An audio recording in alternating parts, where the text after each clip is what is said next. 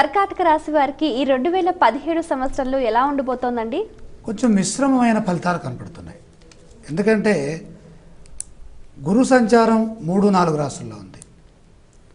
అలాగే రాహువు 2-1 స్థానాలు, కేతువు అష్టమ సప్తమ స్థానాలు, కేవలం శని మాత్రము పంచమ షష్ఠ స్థానాల్లో సంచారం. ఈ షష్ఠోపచయం ఒకటే అనుకూలంగా ఉంటుంది. కొంచెం ఇది ఉత్తరార్ధంలో, పూర్వార్ధం అంతా కూడా కొంచెం ఇబ్బందికరంగా సూచిస్తోంది. కాబట్టి ప్రతి అంశము శ్రద్ధాపూర్వకంగా జాగ్రత్తగా ఆలోచించి, మిత్రులతో సంప్రదించి, కుటుంబ సభ్యులతో చర్చించి నిర్ణయాలు తీసుకోవాలి.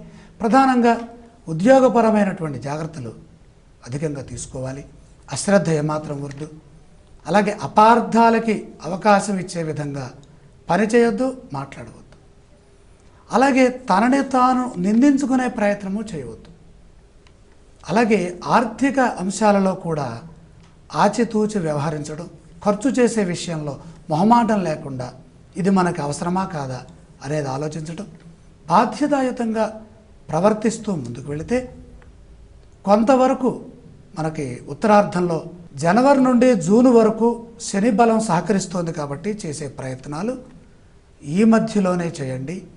చాలా వరకు సహకరించి ముందుకు వెళ్ళడానికి అవకాశం ఉంది. కర్కాటక రాశి విద్యార్థులకు ఈ సంవత్సరంలో ఆశించిన ఫలితాలు దక్కుతాయా అండి? కర్కాటక రాశి వారికి ఒక సౌకర్యం ఉంది. వారు తాము చదివిన దాన్ని కొంతవరకు గుర్తుపెట్టుకోవడానికి, ప్రకటించడానికి కూడా అవకాశాలు బాగున్నాయి. అయినప్పటికీ వీరు తప్పనిసరిగా శ్రీదత్త శరణమమ శ్రీ హయగ్రీవాయ నమః జపాలు చేసుకోవాలి. ఎందుకంటే తమ యొక్క కృషిలో కొన్ని లోపాలు కూడా జరిగే అవకాశం ఉంది. దేనివల్ల అంటే వినయము యొక్క తక్కువదనం వల్ల. దాన్ని పెంపొందించుకోవడం కోసం వాడు జపం చేసుకోవాలి. మాట్లాడేటప్పుడు కొన్ని అపార్థాలకు అవకాశాలు ఉన్నాయి. అవి ఏ టీచర్స్తోనో వచ్చినట్లయితే ఇబ్బంది ఎక్కువ కలుగుతుంది. కాబట్టి తక్కువగా మాట్లాడడం శ్రేయస్కరం. కర్కాటక రాశి వ్యాపారస్తులకి సంవత్సరంలో ఎలా ఉండబోతోందండి?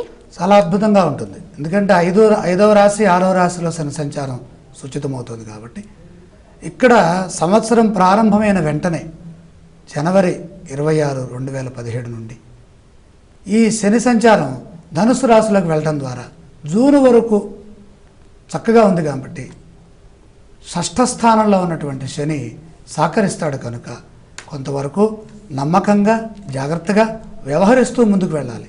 ఎందుకంటే ఇక్కడ గురుబలం లేదు, అలాగే రాహుబలం అనుకూలంగా లేదు, అలా కేతువు కూడా మనకు అంతగా సహకరించట్లేదు. కాబట్టి వ్యాపారం చేసే సందర్భంలో నమ్మకం, విశ్వాసం రెండు ఎక్కడైతే ఉంటాయో ఆ సందర్భాల్లో అక్కడ మాత్రమే వ్యాపారం చేయాలి. అనుమానం ఉన్న చోట, కొంచెం నమ్మకం తక్కువగా ఉన్నది అన్న చోట జాగ్రత్త వహించడం మంచిది. కర్కాటక రాశి వారు పఠించవలసిన స్తోత్రాలు ఏవండి? సామాన్యంగా వీరికి సుబ్రహ్మణ్య స్తోత్రాలు చాలా బాగా ఉపకరిస్తాయి. ఆలయ సందర్శన క్రమంలో ఏ దేవీ దేవతలను దర్శిస్తే మంచిదంటారు? ప్రధానంగా ఇష్టదేవతా సందర్శనం చాలా వరకు సహకరిస్తుంది. ఎందుకంటే సాంప్రదాయపరంగా ఆ ఇంట్లో వస్తున్నటువంటి ఇష్టదేవత ఎవరైతే ఉంటారో, కులదేవత, వారిని సందర్శించడం ద్వారాగా గ్రహబలం మరింతగా చేకూరుతుంది. కర్కాటక రాశి వారు చేయవలసిన దానాలు ఏవండి? మినుములు, అలాగే ఉలవలు, శనగలు అవసరం అవుతున్నాయి. వాటిని కేజీంపావు చొప్పున చక్కగా శంకరునికి పూజ చేసి ఇంట్లోనే వాటిని ఆవులకు పెట్టినట్లయితే ఎక్కువ శ్రేయస్కరంగా ఉంటుంది.